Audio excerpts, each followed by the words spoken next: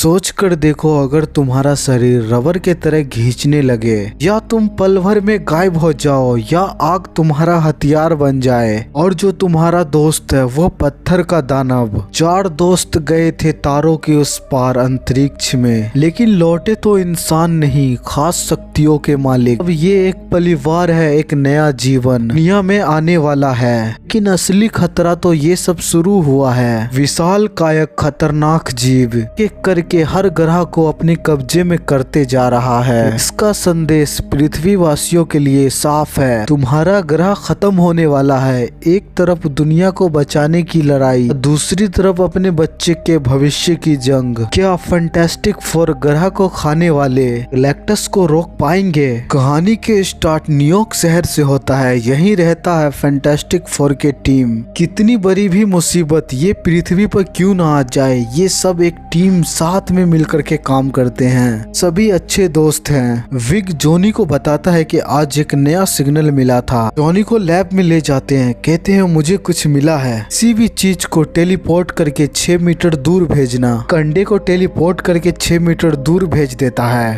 Johnny के अंदर ये शक्ति होता है कि इनके शरीर में पूरी तरह से आग जलता है। कहीं भी आग लगता है, ये वहाँ पे जा करके सारे आग को अपने तरफ खींच लेते हैं। और विग जो है, इनके अंदर ये पावर है, ये बहुत ही लचीला है। जितना मर्जी हो उतना ये अपना हाथ को लंबा कर सकता है, ये अपने शरीर को लंबा कर सकता है। इनकी वाइफ है जूलिया, जो अचानक से गायब होकर के ये कहीं भी प्रकट हो जाती है। यहीं पे इनका साथी बैन है, जो इनका पूरा शरीर पत्थर का बना हुआ है। जॉन जो है वो एक अजीबोगरीब भाषा पे रिसर्च कर रहा है। समझने के लिए वीडियो को पूरा देखना ही पड़ेगा, तभी पूरा कहानी समझ में आएगा कि वाइफ वो प्रेग्नेंट है। वो यही सोच रही थी कि उनके आने वाले बच्चे के अंदर भी कोई शक्ति होगा, तो दुनिया में आएगा तो उनका पावर आखिर क्या हो सकता है। अभी न्यूयॉर्क शहर में सभी लोग अपने घरों से बाहर निकलते हैं और आसमान में देखते हैं, जैसे कुछ अजीबोगरीब चीज वो नीचे आ रहा था ये लोग के पास। अभी यहाँ पे फैंटास्टिक फोर का टीम उड़ता हुआ गाड़ी में बैठ करके ये यहाँ पे पहुँचता है। आसमान से आने वाला चीज कोई उल्का पिन या फिर एलियंस नहीं थे,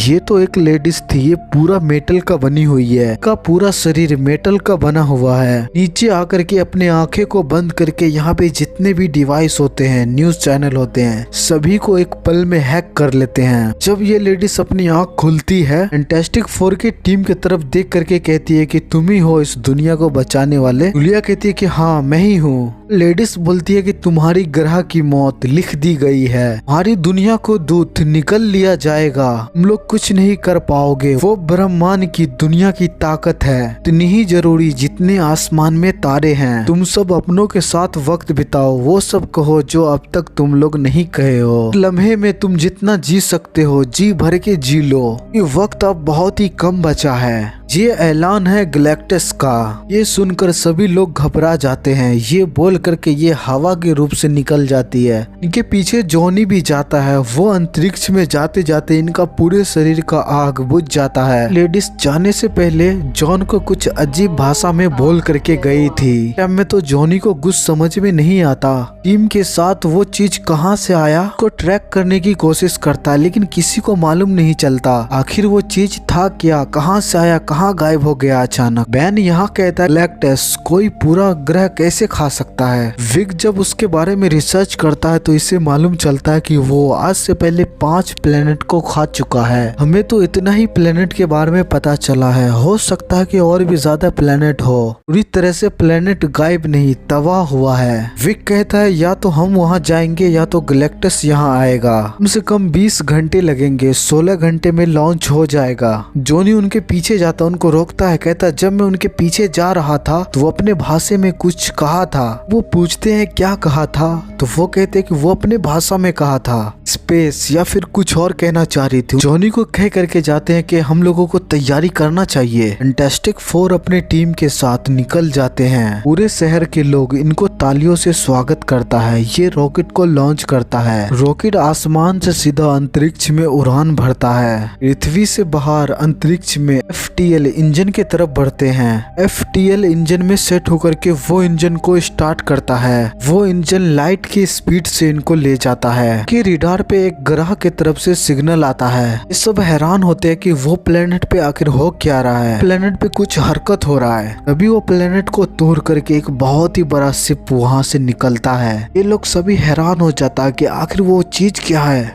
ये FTN इंजन से निकल करके आगे बढ़ने लगता है। इनके तरफ बहुत ही बड़ा बड़ा पत्थर जिसके अंदर ज्वालामुखी जल रहा था, उसे बच बच करके ये लोग जा रहा था। विग सू को कहता कि हमें गायब करो। सू अपना शक्ति का यूज करके पूरा शिप को गायब कर देती है। इनका सिस्टम काम करना बंद कर देता है। एक रोशनी की तरफ इनका रॉकेट खींचा जा रहा था। विग अपने रोबोट्स को कमांड देते हैं कि मैन इंजन बंद कर दो। वो लाइट ये लोग को स्कैन करते हैं। वो रोशनी सू के पेट के तरफ पॉइंट होते हैं। ये रॉकेट के अंदर आ जाती है। कहती है गैलेक्टस तुमसे मिलेंगे। विक कहता कि मैं चलता हूँ, लेकिन वो कहती है कि सभी चलेंगे। यहाँ नहीं आना चाहिए था तुम्हें। इनको गैलेक्टस के पास ले जाता है। जाते टाइम पूछती है गैलेक्टस आखिर चाहता क्या है। लड़की कहती है गैलेक्टस सिर्फ खाता है। सू कहती है कि वो चुनता कैसे है कि कौन सा प्लेनेट को खाना है। वो कहती है वो नहीं, मैं चुनती हूँ। जॉनी उससे पूछता है कि तुम जाने टाइम में मुझे क्या बोली थी। ये फिर अपनी भाषा में बोलती है तुम अपनों के साथ बिताओ। जब ये सब गैलेक्टस के पास आते हैं तो देखते हैं कि गैलेक्टस बहुत ही विशाल दूत है कि आंखों में लाइट जल रहा है। गैलेक्टस कहता है एक वक्त था मैं भी तुम्हारी लोग की तरह नन्हा सा जीव था। बहुत साल पहले उसी दुनिया का एक आम शख्स। फिर शुरू हुई कभी न मिटने वाली ये भूख। तुम बहुत दूर चले आए अपने जान का भीख मांगने। विक कहता कि मैं बात करने के लिए। दूत कहता कि तुम लोगों के पास तुम्हारी दुनिया बचाने की ताकत है, उसके अंदर है उनके बच्चे में। विक कहता कि आखिर तुम्हारा मतलब क्या है। तुम्हारी दुनिया बख्श तो दूंगा अगर ये बच्चा दे दो। सू को ये सुन करके तो उसका दिमाग खराब हो जाता है। कहता है कभी नहीं। दूत कहता है कि उसके अंदर है पूरे ब्रह्मांड की शक्ति, वो बनेगा ये श्रापित दुनिया के वारिस। फिक कहता है अगर ऐसा होता तो मुझे पता चल जाता, उसके अंदर कोई सा भी पावर नहीं, वो एक नॉर्मल बेबी है। तभी दूत अपने चेहरे को नजदीक लाता है। सू को अजीब तरह से दर्द होने लगता है। गुस्से में कहता है ना ही तुम्हें मेरा प्लेनेट मिलेगा ना ही मेरा बेटा मिलेगा। दूत गुस्से में खड़ा हो जाता है। वो कहता है कि अब मैं तुम्हारी दुनिया आराम से खाऊंगा, तुम्हारा बच्चा देखता रहेगा। जॉनी उड़ करके उनके पूरे शरीर से आग निकल रहा है। यहाँ के सारे पिलर को एक एक करके गिराने लगता है। ये लोग अपने टीम के साथ यहाँ से जाने लगता है। ये लड़की का नाम सल्ला बाल है, लेकिन हम इनको सिल्वर बॉडी बोलेंगे। विग उसे संभाल करके वहाँ से ले जा रहा था। बैन और जॉनी सिल्वर बॉडी से लड़ता है। यहाँ पे जॉनी का बॉडी 0% पे आ रहा था। ज्यादा देर नहीं टिक पाता, वो नीचे गिर जाता है। अभी बैन उसे अपने कंधों पे उठा करके वो आगे चलने लगता है। दूत का बड़ा सा हाथ इनके तरफ आता है, लेकिन ये वार से भी ये बच जाते हैं। ये लोग जैसे ही अपना शिप में बैठने वाली होती है तभी यहाँ पे सिल्वर बॉडी आ जाती है। वो बैन को दीवार में धंसा देती है। इससे पहले सू को नुकसान पहुंचाती सू अपने पावर का यूज करती है। अपने पावर से उसे दूर फेंक देती है। ये लोग जल्दी से अपने शिप में बैठ करके यहाँ से जाने लगते हैं। सिल्वर बॉडी भी इनके पीछे आती है। तभी सू के पेट में दर्द होना स्टार्ट हो जाता है। का टाइम पूरा हो गया है क्योंकि इनको यहाँ आने से इनका वातावरण यहाँ का चेंज हो गया है। अब ये यहाँ पे एक बच्चे को जन्म देने वाली है। विग बैन को कहता कि शिप यहाँ से जल्दी निकालो। वो इंजन में फिट हो करके लाइट के स्पीड से ये लोग यहाँ से निकलने लगता है। सिल्वर बॉडी भी इनके पीछे लगी हुई थी। इससे पहले वो सू के बच्चे को ले पाती तभी इनके शिप FLC इंजन में सेट हो जाता है। बैन कहता है कि अब वो रिडार पे नहीं दिख रही है, अब हम लोग सेफ हैं।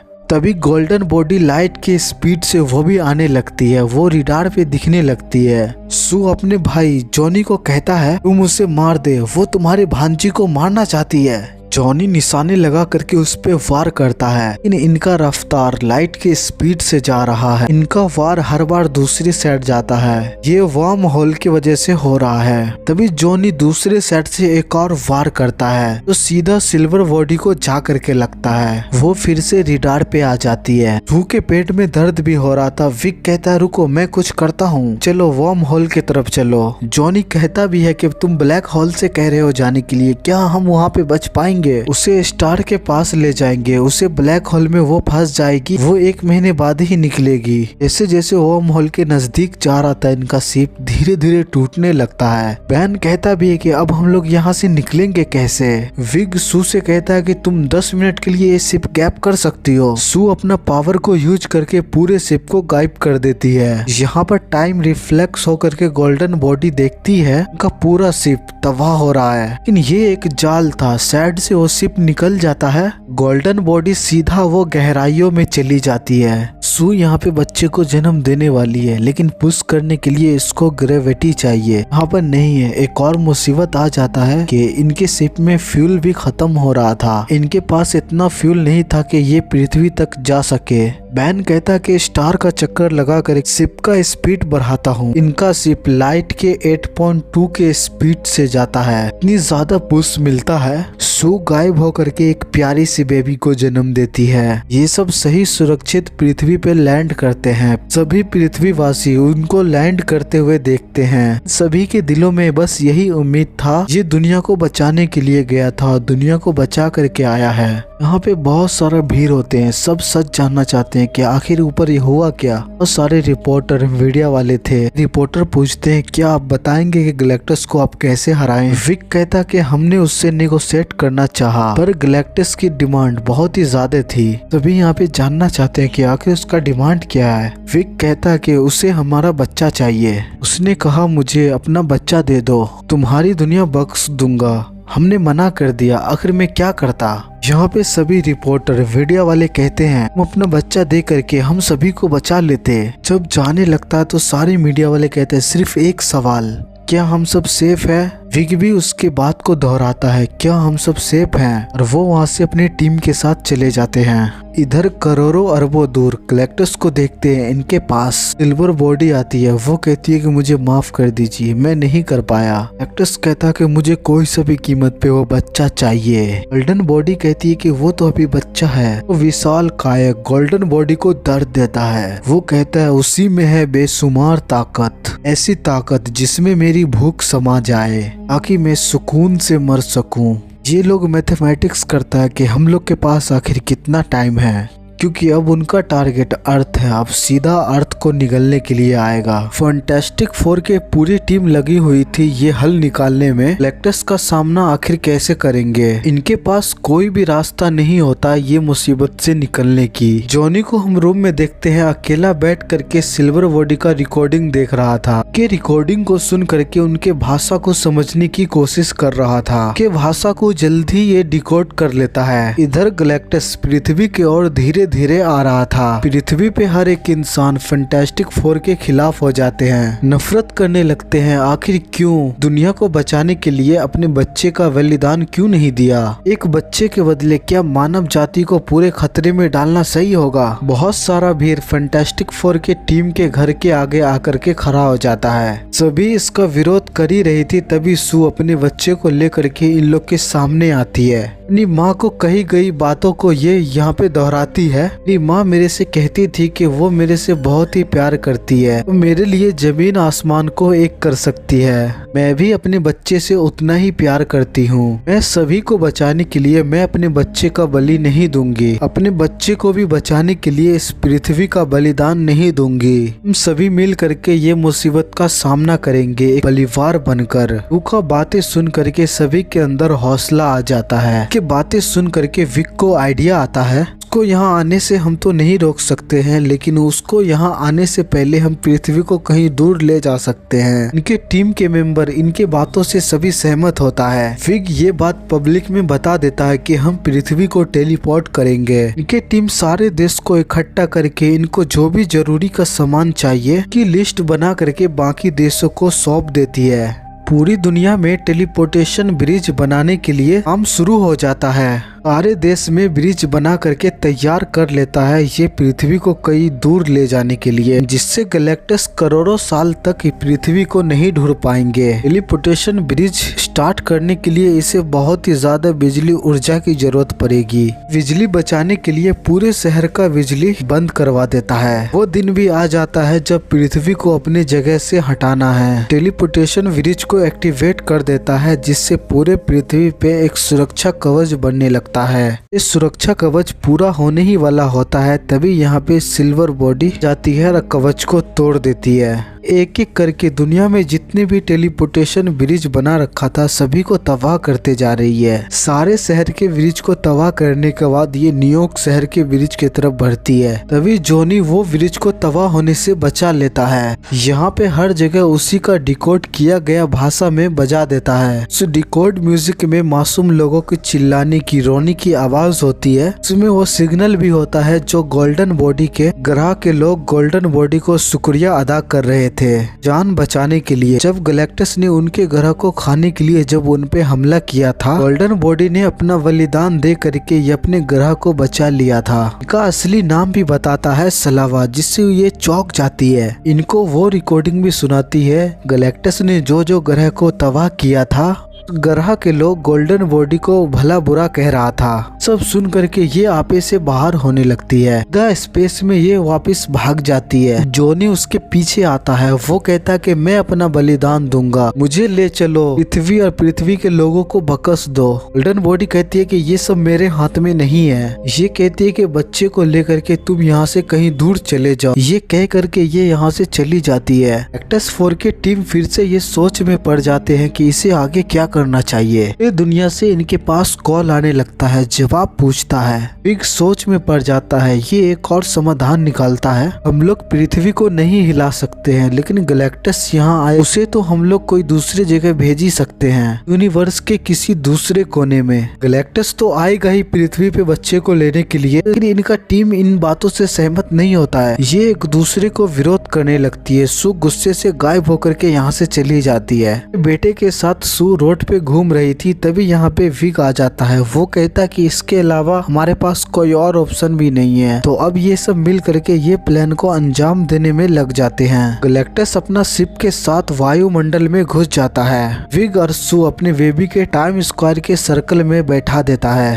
वो लोग वहाँ से निकल जाता है। तभी यहाँ पे गैलेक्टस पहुँच जाते हैं। गैलेक्टस अपना पहला कदम धरती पे रखता है। ये समुंदर में उतरता है तो इनके घुटने तक ही पानी होता है। लाल समंदर इसके यहाँ पे कुछ नहीं है। ले तो ये यहाँ की मिट्टी को सूंघता है। सूखे बच्चे को ढूंढने के लिए पूरे पृथ्वी को स्कैन करने लगता है कि वो कहाँ पर है। इसे ये बच्चा दिख जाता है। उनके तरफ ये आगे बढ़ने लगता है। वो चलने की वजह से पूरी धरती कांप रही होती है। जमीन के अंदर जो भी लोग छुपे हुए थे, इनके कदमों का आहट उनको भी महसूस होता है। गैलेक्टस वो बच्चे के पास पहुँच जाता है। वो जैसे ही बच्चे को उठाने वाला होता है, अचानक फैंटास्टिक 4 के सारे टीम मिल करके एक एक करके इन पे हमला करने लगता है। तभी वहां से अपने बेटे को हटा करके कहीं दूर ले जाने लगता है। टस जैसे ही वो सर्कल में पांव रखने वाला होता है, उससे मालूम चल जाता है कि बच्चे यहाँ पर नहीं है। वारासा ये बच्चे को स्कैन करके उसे ढूंढ लेता है, उनके तरफ जाने लगता है। फैंटास्टिक 4 की टीम वो बच्चे को बचाने के लिए पूरा अपना ताकत लगा देता है। गैलेक्टस का कुछ नहीं बिगाड़ पाता। गैलेक्टस बेन को पकड़ करके स्पेस में फेंक देता है। उनको बचाने के लिए जॉनी उसके पीछे जाता है। गैलेक्टस विक को पकड़ करके इतना ज्यादा खींचते हैं कि इनका कपड़ा तक भी फट जाते हैं। विक के पास फ्लेक्सिबल होने की क्षमता खत्म होते जा रही थी।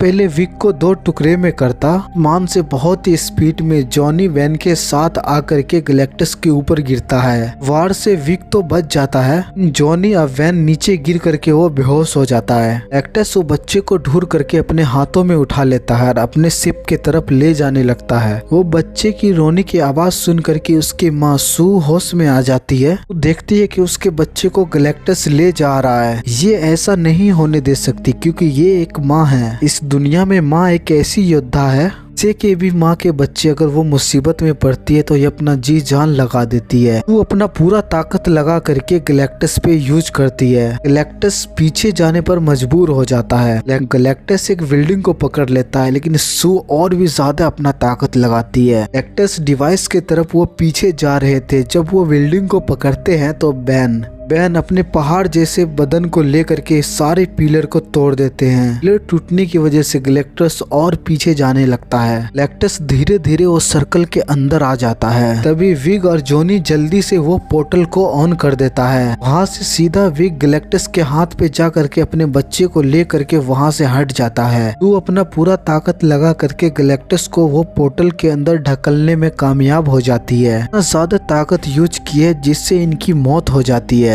पहले पोर्टल को बंद कर पाते गैलेक्टस उस पोर्टल से बाहर निकलने की कोशिश करता है। जॉनी सोचता है कि अपना सेक्रीफाइस करके गैलेक्टस को उस पोर्टल के अंदर ढकेल देगा। पहले वो पोर्टल के अंदर ढकेलता, यहाँ पे साला वाल आ जाती है। एल्टन बॉडी जॉनी को सीधा साइड में धक्का दे करके गैलेक्टस के साथ पोर्टल के अंदर चली जाती है। तुरंत पोर्टल भी बंद हो जाती है। जो इतनी बड़ी मुसीबत आई हुई थी वो टल जाती है। विग जॉनी बैन जल्दी से सू के पास आता है। विग जल्दी से सू को CPR देता है, इस उम्मीद में ताकि वो फिर से जिंदा हो जाए। बहुत कोशिश करने के बाद भी सू की सांसें चालू नहीं होती। ये लोग हार मान जाते हैं क्योंकि अब ये सू को खो दिया है। सू का बेटा बहुत ही ज्यादा रो रहा था। रीड उसके बेटे को सू के सीने पे बैठा देता है। बच्चा रोते हुए अपनी माँ को जैसे ही छूता है उसकी माँ के सू में तुरंत हलचल होती है। तभी सू होश में आ जाती है, ये फिर से जिंदा हो गई है। इस फोरेंसिक 4 टीम के साथी को मालूम चलता है कि ये बच्चे के अंदर ये पावर है, किसी भी मरे हुए इंसान को ये जीवित कर सकता है। चारों खुशी के मारे एक दूसरे को गले लगाने लगते हैं। पृथ्वी के सारे लोग जहाँ जहाँ पे छुपे हुए थे सभी बाहर आकर फोरेंसिक टीम को शुक्रिया अदा करने लगता है। तो दोस्तों ये मूवी यहीं पे खत्म हो जाती है। उम्मीद करता हूँ कि ये वीडियो आपको अच्छा लगा है तो हमारे चैनल हॉलीवुड सिनेमा स्क्रीन के और भी वीडियो को देखिए। इससे पहले सब्सक्राइब करके बेल आइकन को दबा करके जाइए। मिलते हैं हम अगले वीडियो में, तब तक देखते रहिए हॉलीवुड सिनेमा स्क्रीन।